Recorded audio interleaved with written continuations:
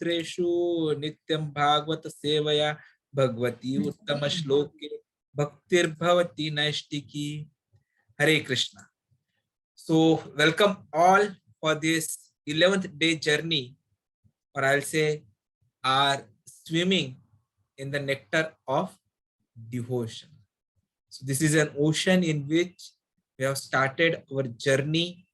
We have seen and completed 2 chapters till now on this journey, and now we are going to be continuing further. So let us continue this journey now. So this is where we have had a summary. We'll start with offering our obeisances to the Shad Goswamis. Nana Shastra Vicharnika Nipanau Saddharma Sanstapakau Lokanam Hitkarinau Tribhuvane Manyu Sharanyakarau Radha Krishna Padarvinda Bhajananandena Mattalikau Bande Rupa Sanatanau Raghuyugau Sri Jiva Gopalakau.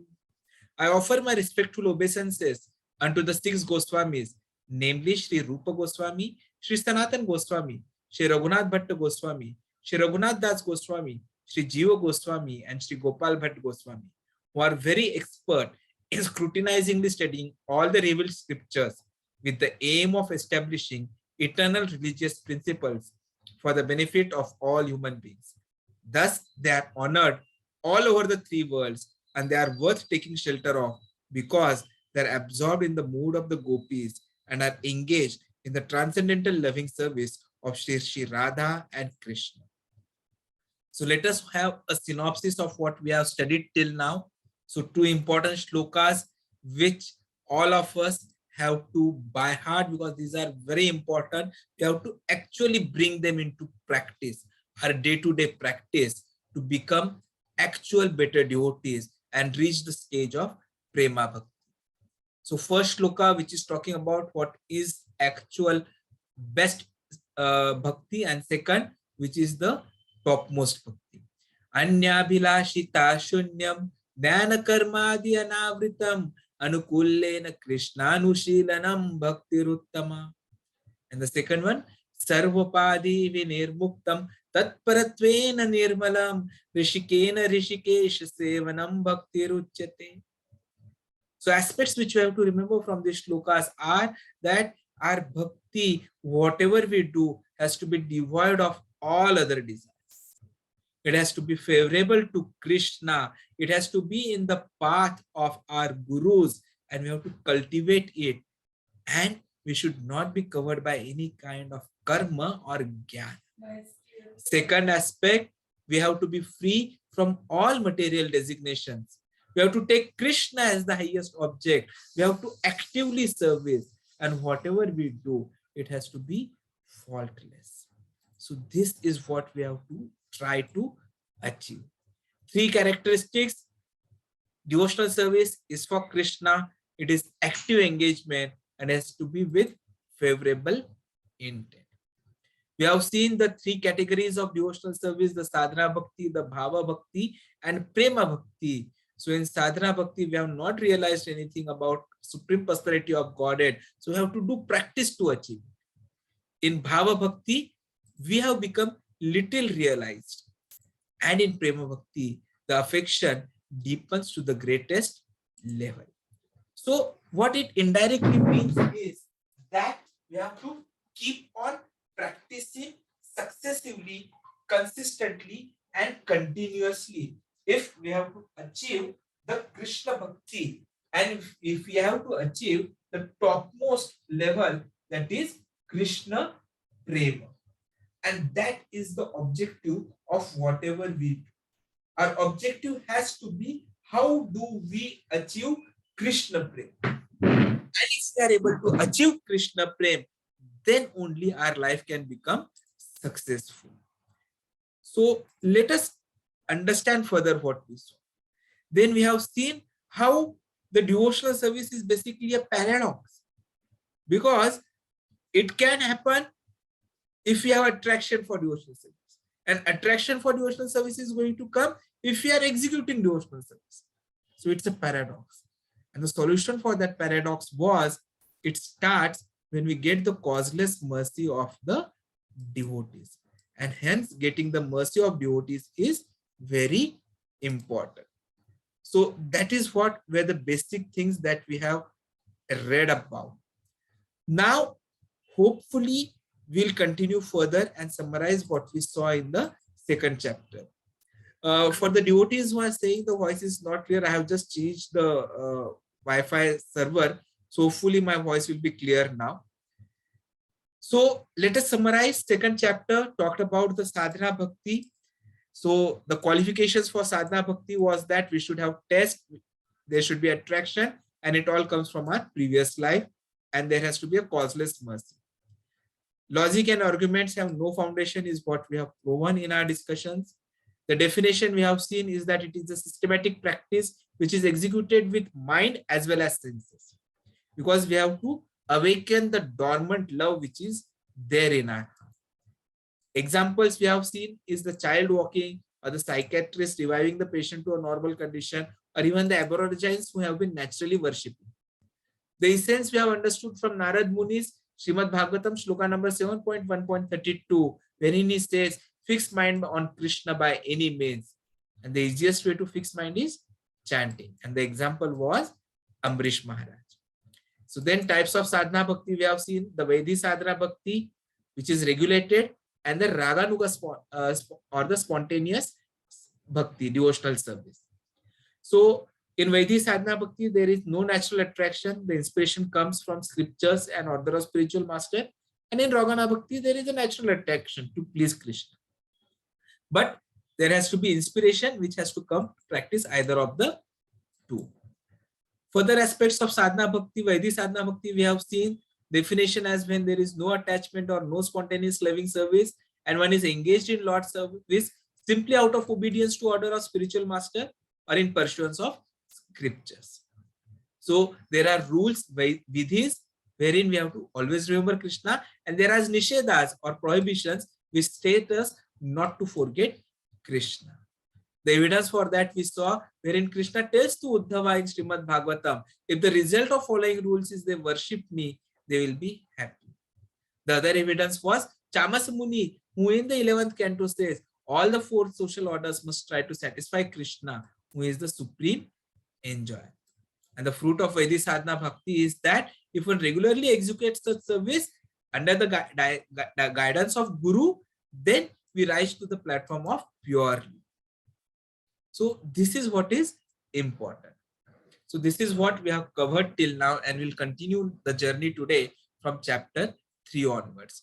Om Agyanti Mirandhasya Jnananjana Shalakaya Chakshurunmilitam Yena Tasmai Shri Guruve Namaha Shri Chaitanya Manobhishtam Sthapitam Yena Bhutale Swayam Rupa Kadamayam Dadati Swapadantikam Vandeham Shri Guru Shri Yuta Padakamlam Shri Gurun Vaishnavamscha Shri Rupam Sagrajatam Sagana Raghunathanvitam Tam Sajivam Sadvaitam Savadhutam Parijana Sahitam Shri Krishna Chaitanya Devam Shri Radha Krishna Padan Sahagana Lalita Shri Vishakhanvitamscha Namo Om Vishnu Padaya Krishna Pristhaya Bhutale Srimate Bhakti Vedanta Swami Niti Namine Namaste Saraswati Deve Gauravani Pracharine Nirvishesha Shunyavadi Pashatya Deshatarine Jai Shri Krishna Chaitanya Prabhu Nityananda Shri Advaita Gadadhara Srivasadi Gaura Bhakta Vrinda Hare Krishna Krishna Krishna Hare Hare Hare Rama Rama Rama Hare Hare Hare Krishna Krishna Krishna Hare Hare Hare Rama Rama Rama Hare Hare. So now we'll be starting chapter 3, which talks about eligibility of the candidate for accepting devotional service. So we have seen what are the stages, what is to be done, but then the question also comes, who would be suitable? Who can accept devotional service?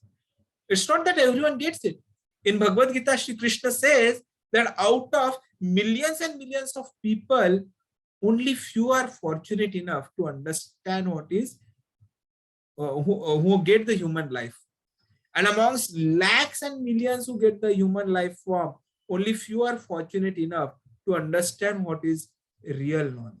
And out of those, only few are lucky enough to come to the actual path.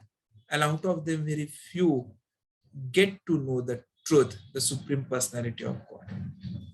So it's not that everyone will be eligible to accept the devotional service. So if we are aspiring to get into the prema bhakti, to get into the devotional service, then it is very important that we understand what are the qualifications, and so that we can develop those qualifications. So this is what is going to be covered in this particular chapter. So what are the eligibility? It is given by in Srimad Bhagavatam itself, wherein Sutta Goswami ji says, Sutta uvacha evam sambhashya bhagwan narado vasvi sutam amantre vinam ranayam yayu yadruchiko munihi. What it means is, Sutta Goswami said, thus addressing Vyasadeva, Sri Narad Muni took leave of him, and vibrating on his Veena instrument, he left to wander at his free will wherever will. So what is important in this particular thing is the free will. Every living being is anxious for freedom, because that is a transcendental nature. And this is obtained, this freedom is obtained by us, because Krishna has given us. And we get more freedom when we get into the transcendental service. So Narad Muni was the perfect devotee. He was such a good devotee of Krishna. Always remembering Krishna. Always remembering Krishna. Narayana, Narayana, Narayana. So you can just consider how Krishna would be happy with him, and the extent and unlimitedness of his freedom.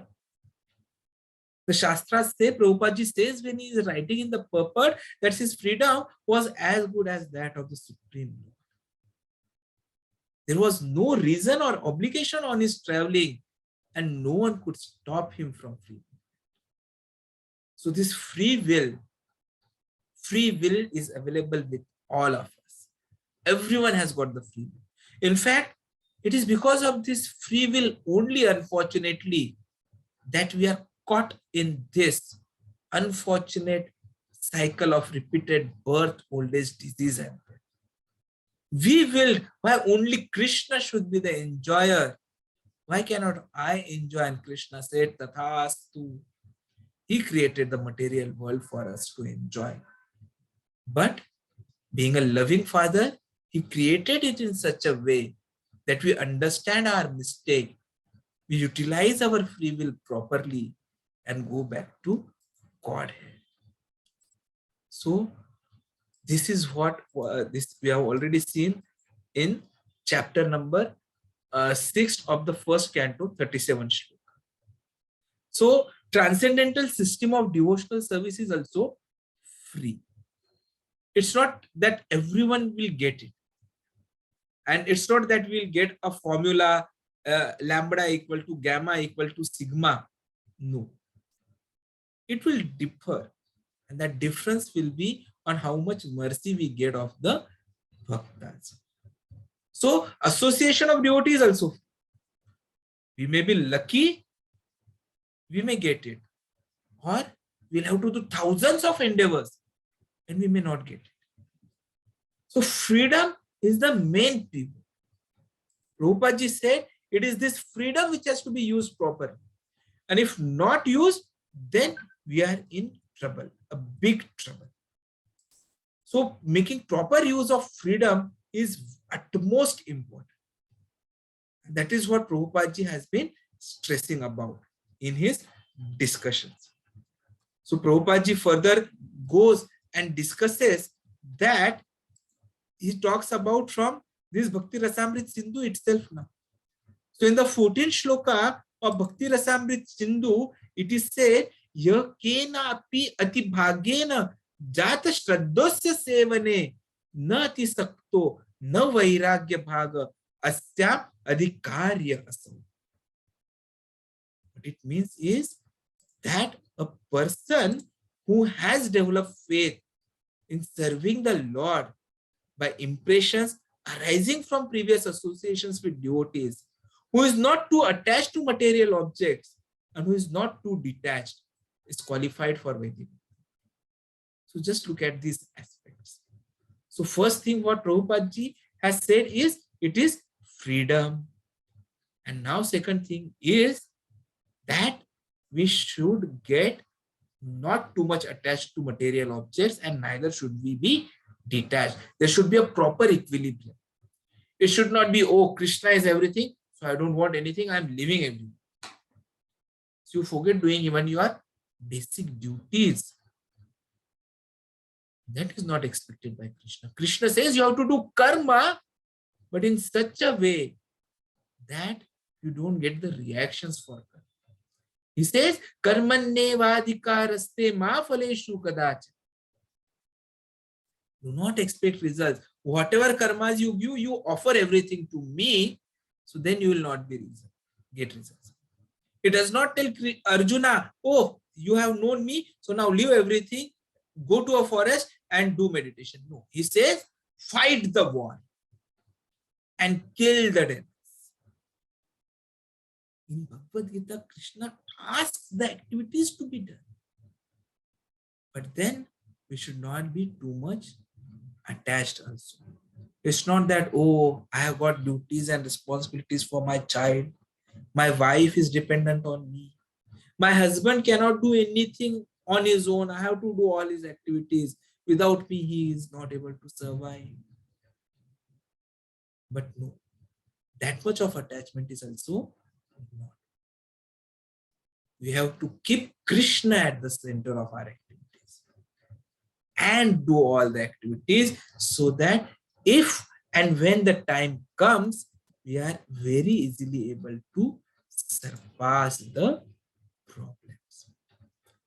So what it further talks about is how we are going to be achieving it successfully. So the eligibility is there has to be attraction to Krishna's service. There is no other requirement. Even if we don't have knowledge, even if we are not going to be renounced, but if we have the attraction to serve Krishna, then we are qualified to begin. Krishna name itself means one who is all attractive. Sarve akarshati iti Krishna. Krishna is most beautiful. We have seen that Krishna has got 64 qualities, and one of those 4 which is exclusively with Krishna is he is very beautiful. Very beautiful. Most beautiful. And his beauty is such which increases every day. So just think how beautiful it is. So we have to develop that attraction to Krishna to serve him. Then we don't require any other qualification. And how can we get that attraction? It can come with the association of his devotees. Hence, it is very important that we associate with the devotees. So when Prabhupada ji has given us the ABCD formula, he has gone through all the scriptures and he is explaining it to all of us. So gurus give whatever has come directly from Krishna only. So we have to follow those instructions very carefully. Then the question comes, if mercy of devotee is so important, yes, there cannot be anything without the mercy of devotees. Second is, we are not to be attached and not to be detached. So the more our attraction develops for Krishna or his bhakti, the more we will become qualified, and the more we will become qualified, the more we will advance in sadhana. So it's not a circle. It's something which keeps on adding up. It's staircase. 1, 2, 3, 4, 5. And the staircase keeps on going up, till directly till Golok, Vrindavan. So we have to develop that Krishna consciousness attraction. So in Vaidhi Sadhana Bhakti, our attraction to Krishna's service will arise from inspiration of Shastra and Guru. Because that becomes a question. Now, the Bhakta has given his mercy. He has introduced us to what is Krishna. He has introduced us to each other. We are talking about scriptures. We are reading scriptures. We are listening to scriptures. So how do I now grow further? How is my bhakti going to develop further? So it's going to develop when, because of the inspiration of the Shastras and Guru, we take it more seriously. We have to have full faith in and around the scriptural knowledges. The more the faith we have there, the more the Sharanagati we give, the stronger will become our attraction. And the more the stronger the attraction, the more will be our eligibility to advance. So now the next 2 points come. What are that? They are the faith and our knowledge. So these are the next qualifications. Now faith means conviction that the conclusion of the scriptures are correct. And what is the ultimate conclusion of the scriptures? Sarva dharman parityajya mamekam sharanam vraja. We should abandon all personal desires and endeavour only to please Krishna. The more we are going to be convinced that this is the right conclusion, we will become more qualified to do something. And there's nothing else. The whole Bhagavad Gita, it's towards this only. Sarva dharman parityajya mamekam sharanam vraja. Aham tvam sarva papebhyo mokshayishyami ma shucha. Whatever sins we may have done, knowingly, unknowingly, Krishna says, I'll forgive them if you surrender to me. And how to surrender? By giving up all kinds of religions and that. All kinds of faith. Just surrender to me. And what he asks of us is very simple. Just 4 things. Man mana bhav mad bhakto madhyaji mam namaskuru. Remember me. Worship me. Pray to me. And do my bhakti. Just 4 things. And everything will be eligible. And he says this twice in Bhagavad Gita. Not once. So that is important. So this is faith. So having understood faith, the second question then comes, because here we are saying that after the first 3 things, the next 2 things important are faith and knowledge. So Prabhuji, what is knowledge? Because knowledge is also important, you are saying. So Prabhupada ji and Rupa Goswami ji mentions what is knowledge. So knowledge means understanding why conclusions of scriptures are correct. So our faith was, yes, the conclusions are correct. But knowledge will be when we try to understand why that conclusion is correct. So the more one's intellect is convinced in this way, the stronger will be our attraction. And stronger will become more convinced to engage in devotional practice. So how do we develop the knowledge? The knowledge will be developed only by continuous reading, continuous listening. We talk about the Navvidha Bhakti. When we have done our level 4, we have seen the Navvidha Bhakti. It starts with Shravanam, listening, and listening with full attention, apt attention is very important. So based on this, based on faith and knowledge, the 3 kinds of devotees are segregated. So in Bhakti Rasamrit Sindhu, Srila Rupa Goswami ji talks about it. So Uttama Adhikari, or the high grade devotee, Madhyama Adhikari, or the medium grade devotee, and Kanishtha Adhikari, or the lowest devotee, or the Neophyte devotee. Like we are all Neophyte devotees. So when it comes to faith, that Sarva dharman parityajya is the ultimate conclusion, the Uttama Adhikari is very strong. He is very convinced and he can convince anyone. The Madhyama Adhikari is also strong. He is also convinced, but he is not able to convince others. And the neophytes, when we are new, we are weak. Okay, Prabhuji has said, so we accept. Tomorrow someone comes and says something else. Arey Baba, what Prabhuji said is right or wrong? So we become easily swayed.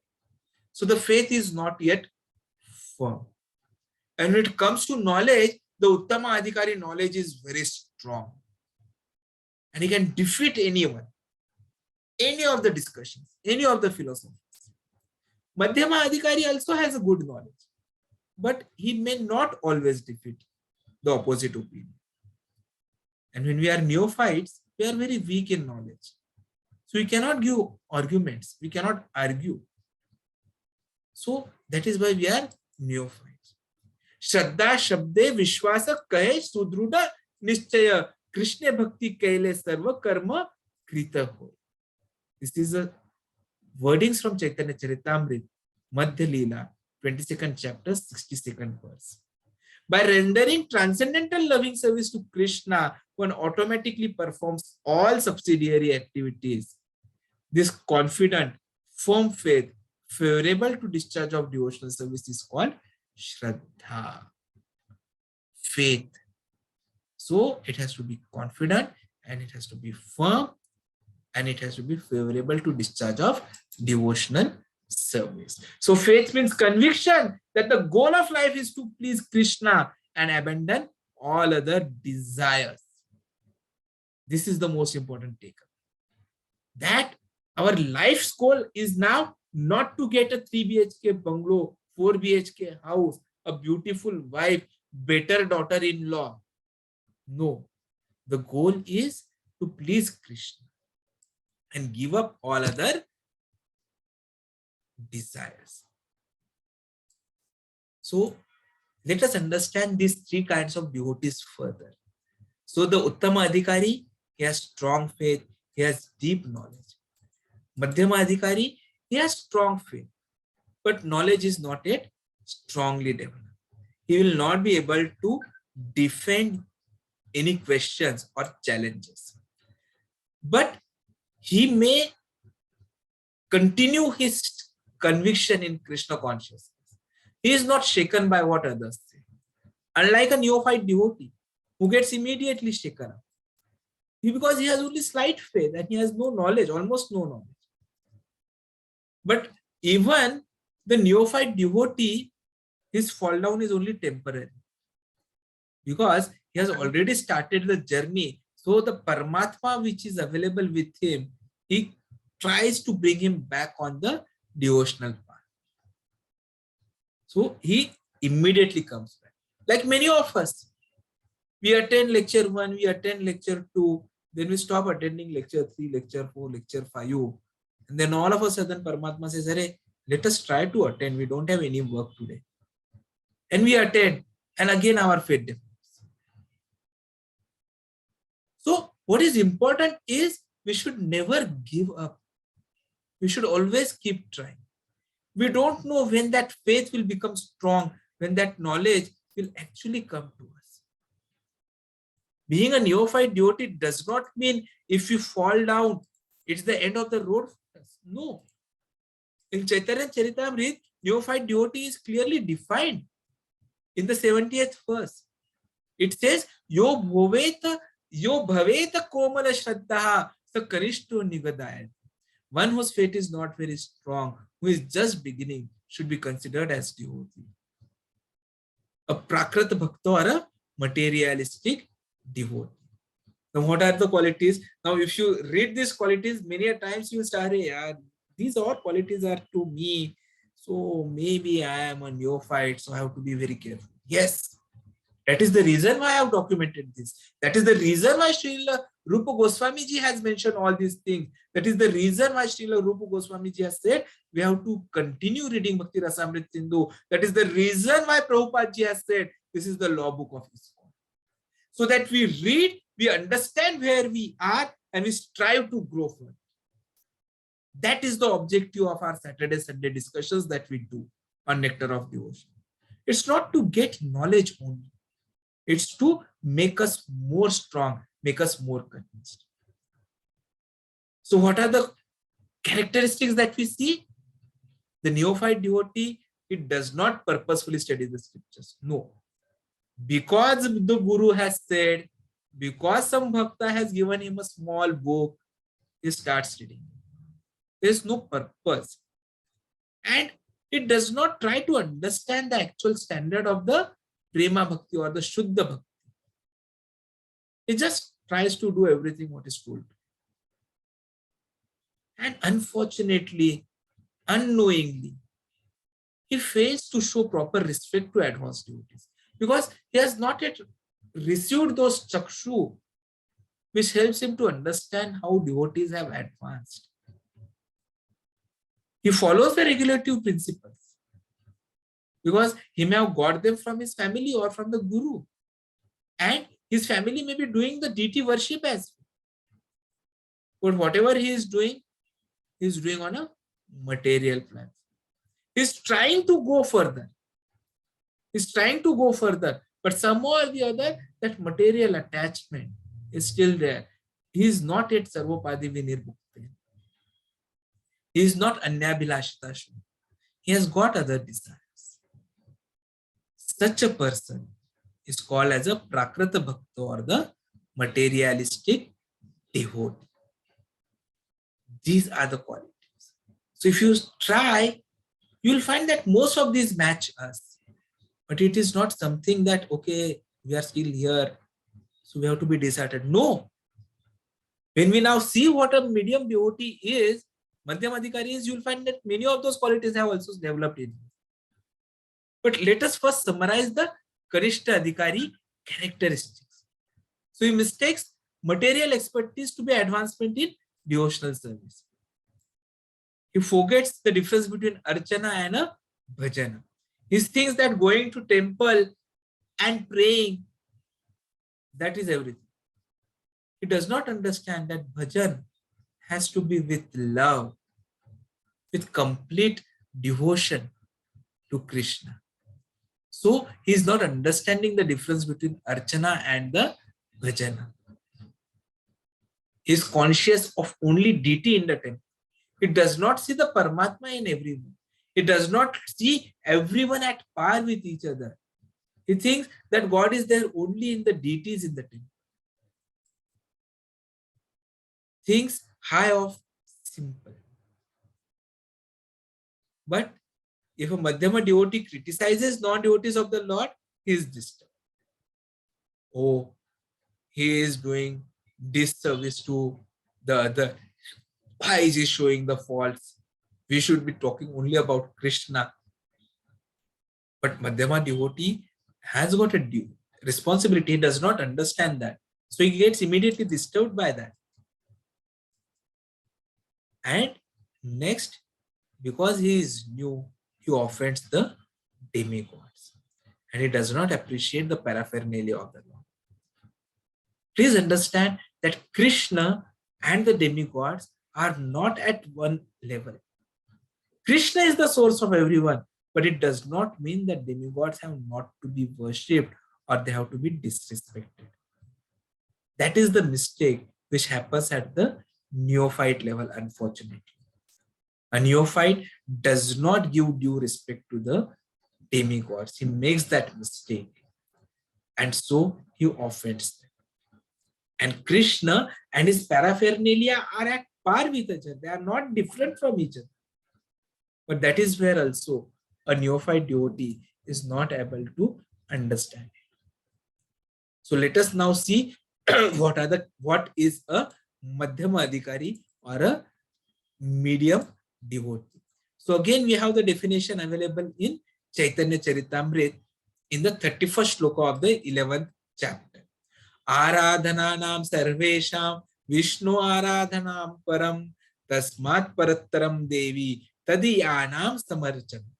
In the Padma Purana, Lord Shiva explains to his wife Parvati, the goddess Durga, that the highest goal of life is to satisfy Lord Vishnu, who can be satisfied only when his servant is satisfied. So this is to be understood. So Kanishtha Adhikari is eager to engage his materialistic qualifications in the service of Lord, but he considers such expertise to be a sign of advanced devotion. But that is not. So tomorrow, if you feel, oh, I'm now able to go to temple every day, I'm doing dressing of temple, the deities every day, I'm doing puja thali for them every day, I'm praying to them every day. These are material expertise, but they are not signs of advanced devotion. But by continuing to serve Lord and devotees, the Kanishtha Adhikari also advances in his realization and comes to the stage of dedicating his activities to helping more advanced devotees. So another important aspect is even the Kanishtha Adhikaris, they can help the ordinary living entities by association. Because at least they have the faith in Krishna is the Supreme Personality of God. So it's not that, okay, now after listening all these things, oh, I think I am a neophyte, what do I do? You have to do the same thing what Chaitanya Mahaprabhu ji has told you. Jare dekho tare kaho Krishna Upadesh. So even if you are neophyte, you have to go and tell everyone about Krishna and his benefactions. Now coming to the intermediate devotees or the Madhyama Adhikari, the Chaitanya Charitamrita 67th shloka talks here. He who does not know scriptural arguments very well, but who has firm faith, is called an intermediate or second class devotee. And same thing is available even in the 46th verse of second chapter of 11th canto. Ishware tad dhineshu balisheshu dvishaksu cha prema maitri krupa peksha ya karoti sa madhyama. An intermediate or second class devotee called Madhyama Adhikari offers his love to the Supreme Personality of Godhead. He is a sincere friend to all the devotees of the Lord, shows mercy to ignorant people who are innocent, and disregards those who are envious of Supreme Personality of Godhead. Just see how we have developed. From neophyte to the Madhyama stage, how do we go? The four things develop in us. Which are those four things? We start offering our love to God. We become very much attracted to have association with the devotees. We become their sincere friends. We start showing mercy to ignorant people who are innocent. Oh, he does not yet know about Krishna. Let me go and tell him about Krishna. And at the same time, it disregards those who are envious of Krishna or making mistakes towards Krishna's service. So, what are the characteristics? As I said, let us summarize them here again. So, he offers his love. Secondly, he is a sincere friend to all devotees. He shows mercy to ignorant people and he disregards those who are envious. He keeps distance from envious. But at the same time, he thinks, how can I help them? How can I save them? So keeping distance from those, because we said Krishnanu Kulena. Anything which is favorable to Krishna has to be done, and anything which is not favorable to Krishna has to be avoided. So those who are envious about Krishna, those who speak against Krishna, it has to be avoided. So this is what a Madhyama Adhikari is doing. But at the same time, because of his causeless mercy, he is thinking, how can I save these people? So according to Shri Vishwanath Chakravarti Thakur, if a Vaishnava preacher encounters one who is envious of him, we should remain far away. But we have to think how to save such envious class. This is called as Sadachar or saintly behavior. Prahlad Maharaj is an example of this. In Srimad Bhagavatam, Prahlad Maharaj says, Nevo dvije para duratyaya vaitarnya. What it means is, how can we do it?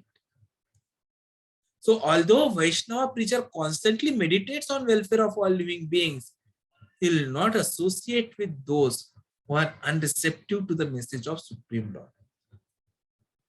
So even Bharat Maharaj, Vyasdev, Sukdev Goswami, even they do not give their mercy indiscriminate. That is what even Narottam Das Thakurji has mentioned here. So we have to be thinking about everyone, but we have to avoid the association of non-devotees because it may impact us adversely. So we'll stop here and we'll continue the next part of the chapter tomorrow onwards. Vancha kalpatarubhyascha kripa sindhubhyo cha patitanam pavanebhyo vaishnavebhyo namo namaha. I have shared the attendance link